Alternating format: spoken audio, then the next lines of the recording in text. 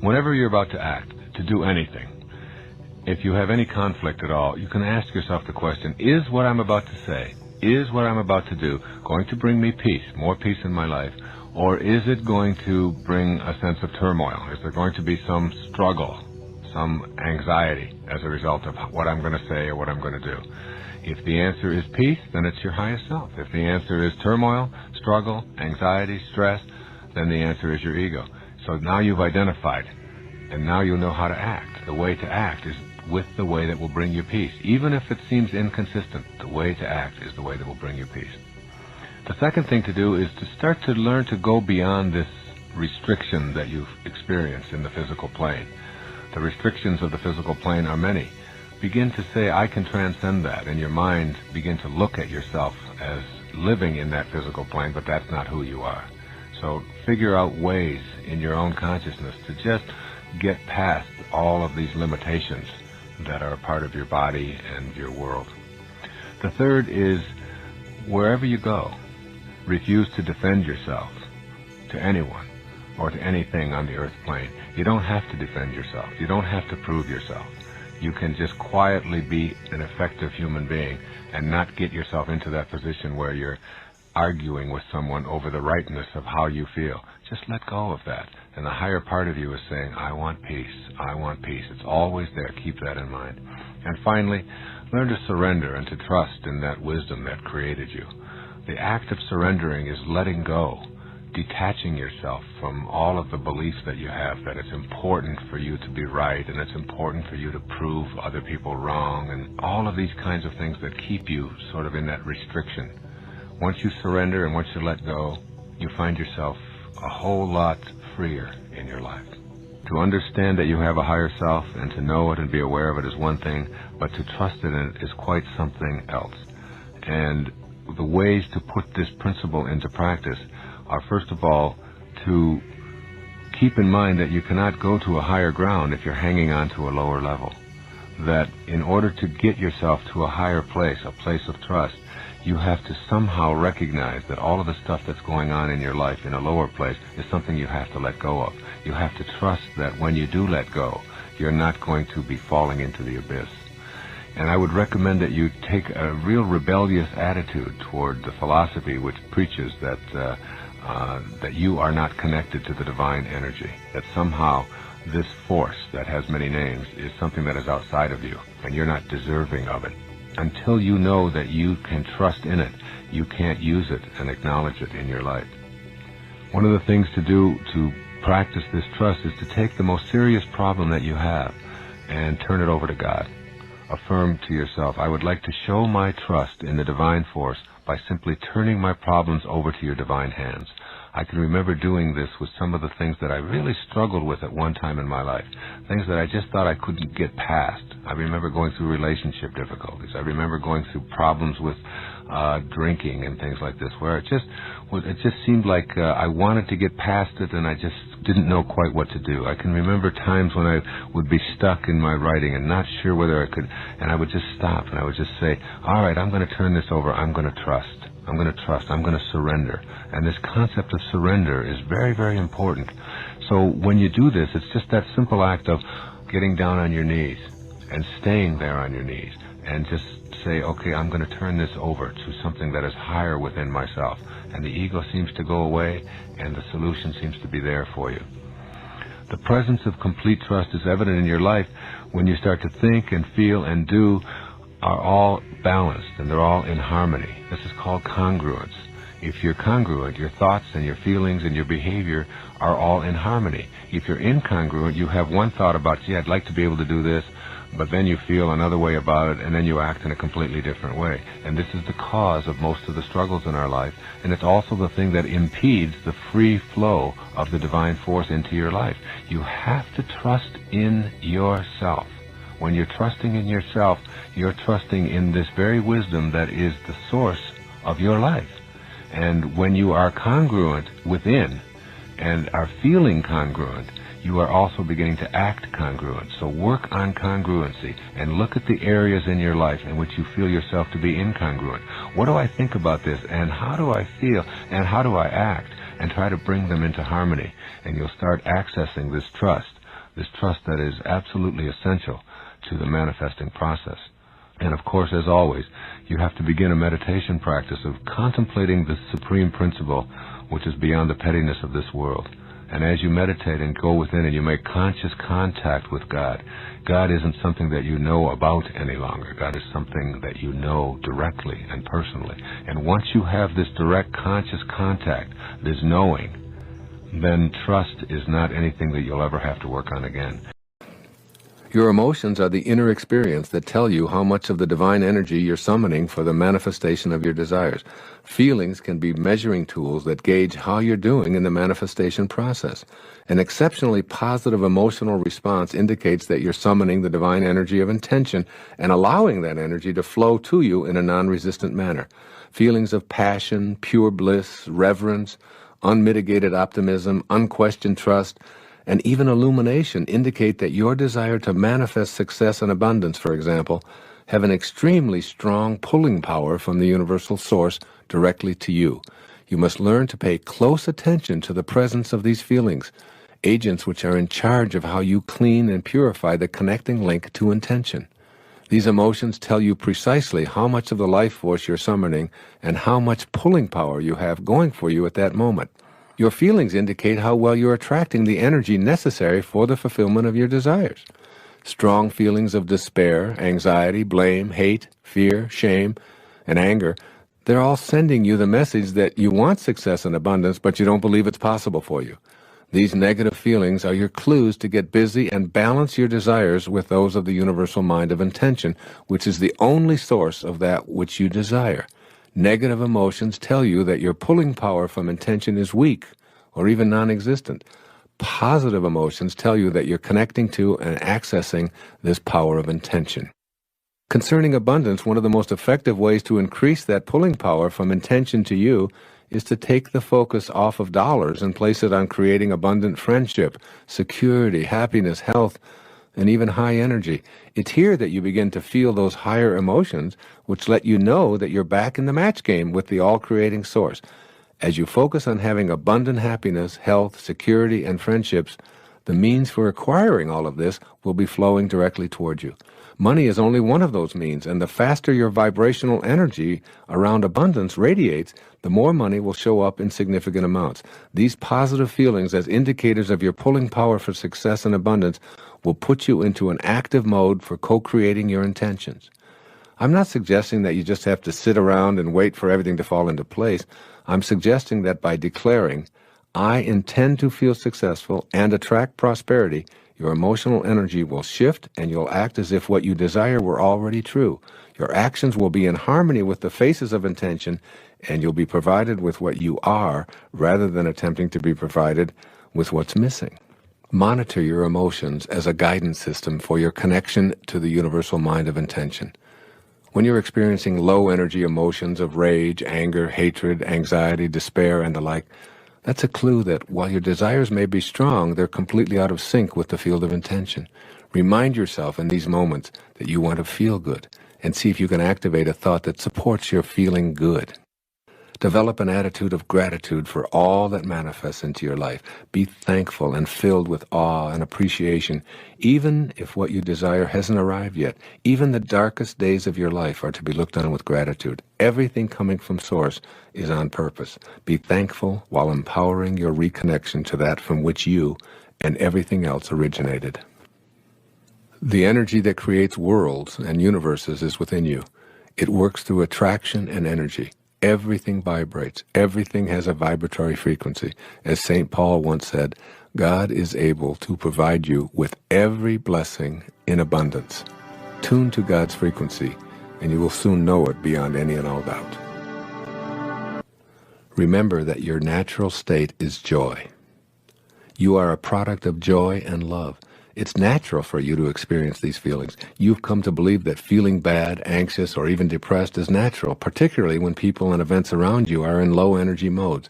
Remind yourself as frequently as necessary, I come from peace and joy. Anytime I'm anxious, stressed out, depressed, or fearful, I've abandoned my natural state. Make a conscious choice to select a thought that will activate good feelings. I urge you to choose your thought based exclusively on how it makes you feel rather than how popular it is or how well advertised. Ask yourself, does this new thought make me feel good? No? Well, how about this thought? Not really. Here's another. Ultimately, you'll come up with one that makes you feel good, if only temporarily. Your choice might be the thought of a beautiful sunset, the expression of the face of someone that you really love, or a thrilling experience. It's only important that it resonate within you emotionally and physically as a good feeling. Spend some time observing babies and vow to emulate their joy. You didn't come forth into this world to suffer, to be anxious, fearful, stressful, or depressed. You came from the God consciousness of joy.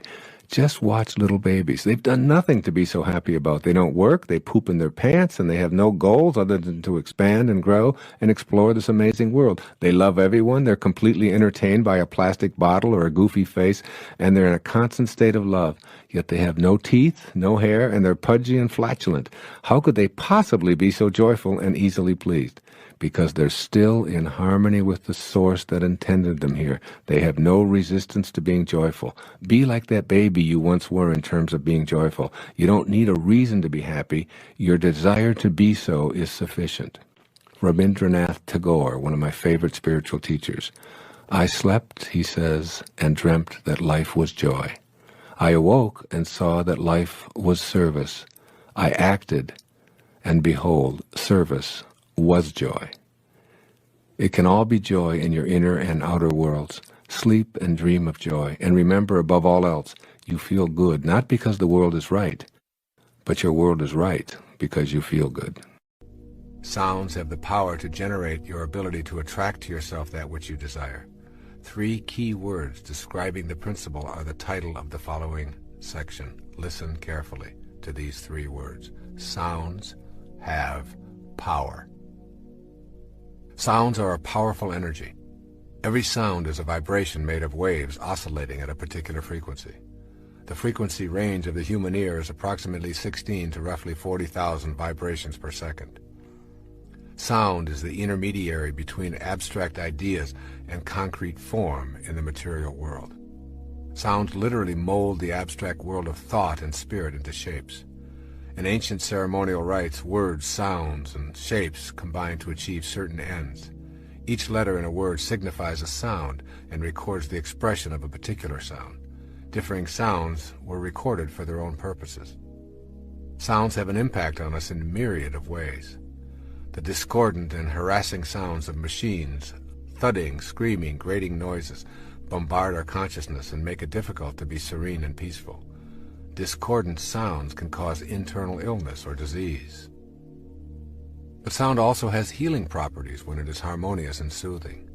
Healing takes place to the accompaniment of soothing harmonies and nature's music interspersed with spiritually nourishing silence. In addition to healing, sound is used in the creation process, which is the central concern of this 7th principle of spiritual manifestation. When we use the sounds of nature that are most consistent with the act of creation, we begin to attract the material form that we desire. Learning how to use sound is a way of harnessing its power for manifesting thought into the world of form. Manifesting is knowing how to make contact with that spiritual vibrational frequency while we are living inside a body in a materialized world. Pay attention to words and sounds because they can attract positive or negative influences into your life.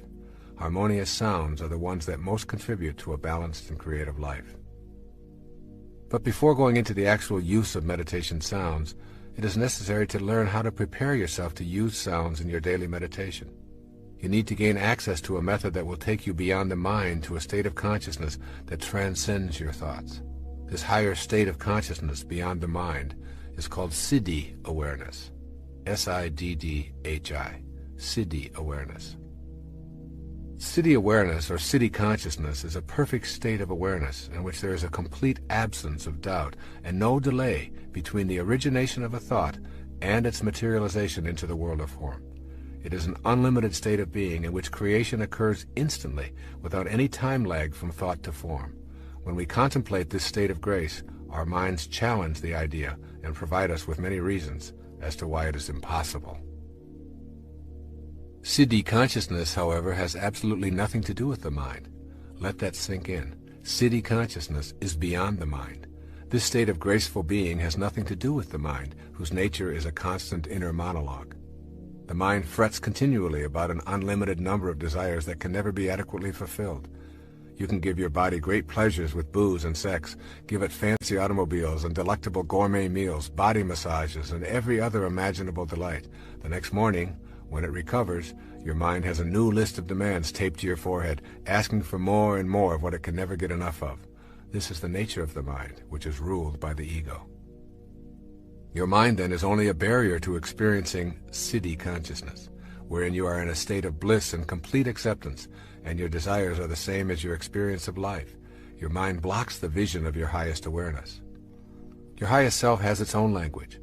When your body is stilled and totally in the present, thoughts disappear. Then you can start the exquisite process of meditating with sound. It is the magic of this sound meditation that I am going to explain in the seventh principle. This is a siddha technique to take you beyond the constraints of the ego and the mind to a place within yourself where you can change your vibrational frequency through the use of sounds of creation. There's a magic to the sound of creation. As you begin to incorporate these ideas of the power of sound into your consciousness, going beyond the darkness of your mind to the light of your highest self, think about these words that open the book of John in the New Testament. In the beginning was the Word, and the Word was with God, and the Word was God. The word God has the same sound that is in virtually all of the names for the original creator. All traditions describe a creator of the Word and humankind.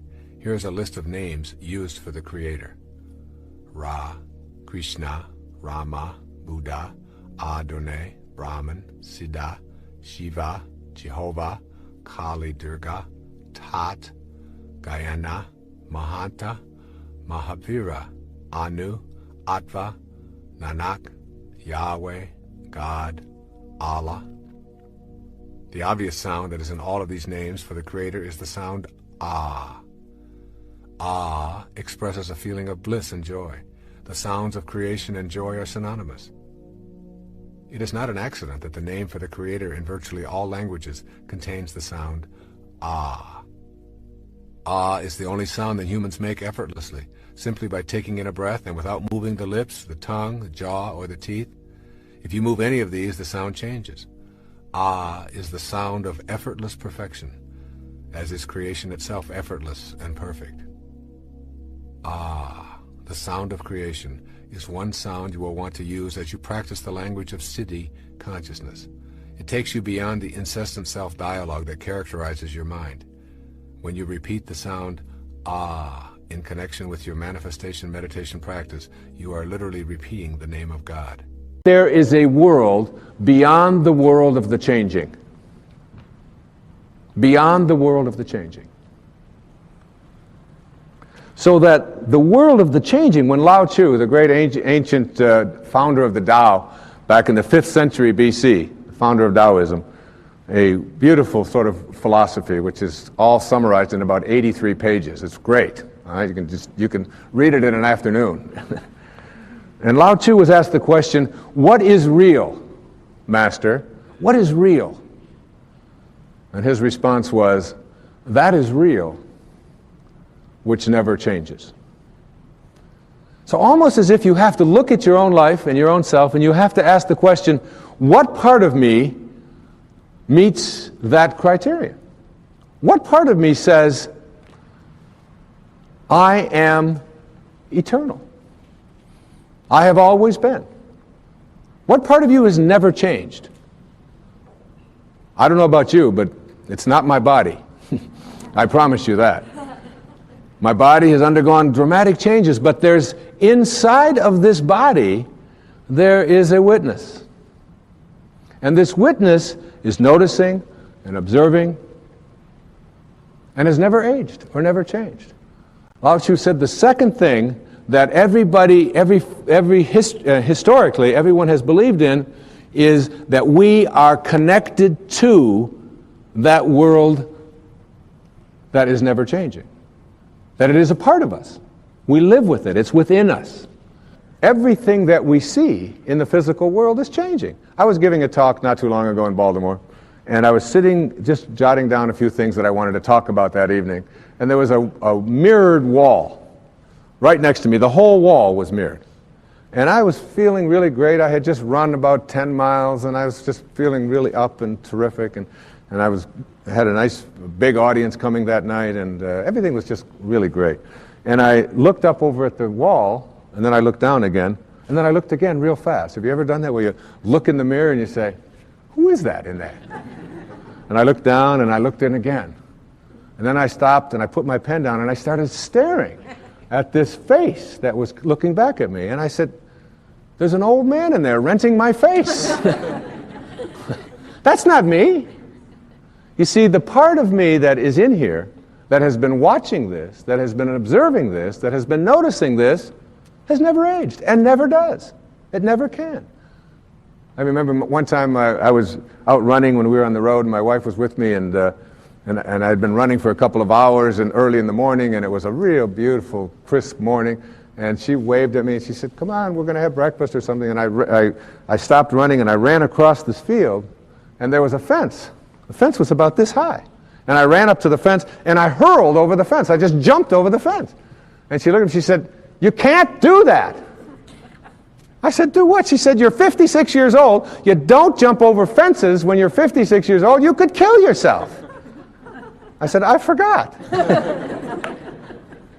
And the part of me that's in here, that's noticing, that's watching, and the part of you that's in you, watching, things are falling. You've noticed that, right? Things are wrinkling. Things are turning gray. There's a process of shifting and changing. But there's a world beyond that. And all of these great teachers speak to that world, the world that is beyond the world of the changing. And it's almost as if we have to begin to know that world. There's a famous poem by Emily Dickinson, who's one of the people I wrote about in Wisdom of the Ages. Emily Dickinson, who 19th century poet, lived up in Massachusetts. Brilliant lady, wrote thousands of poems. A lot of them were about higher awareness and higher consciousness. In a very simple language. She said, imagine holding up a handful of dust or dirt. She said, this quiet dust was gentlemen and ladies and lads and girls, was laughter and ability and sighing and frocks and curls. This passive place, a summer's nimble mansion where bloom and bees fulfilled their oriental circuit, then ceased like these.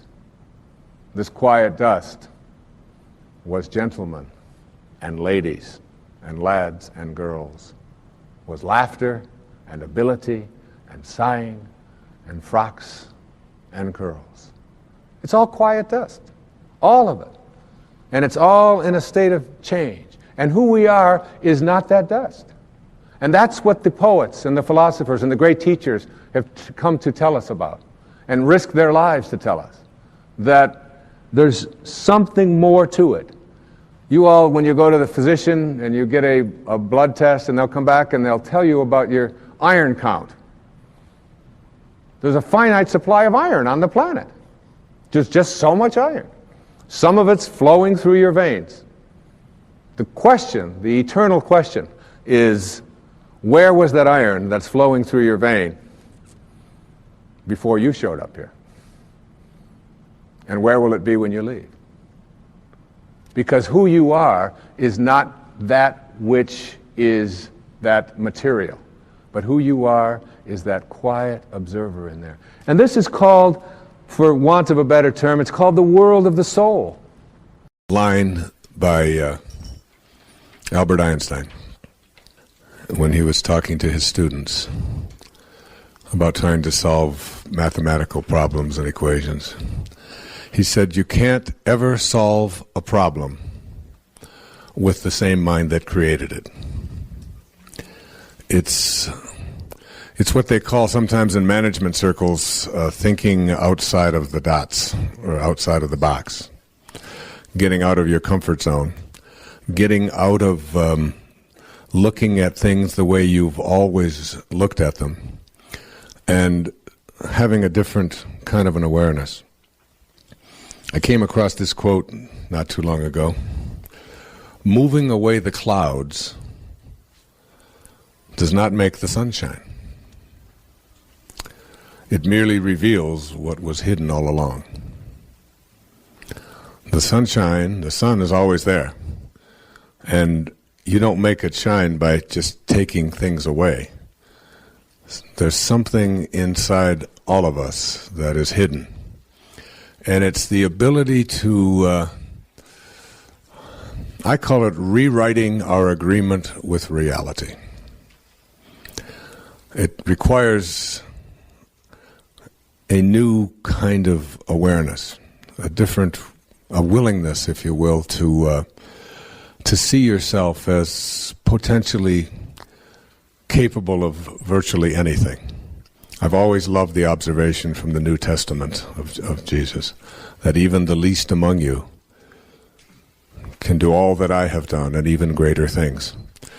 That within each and every one of us there is this ability to be healers.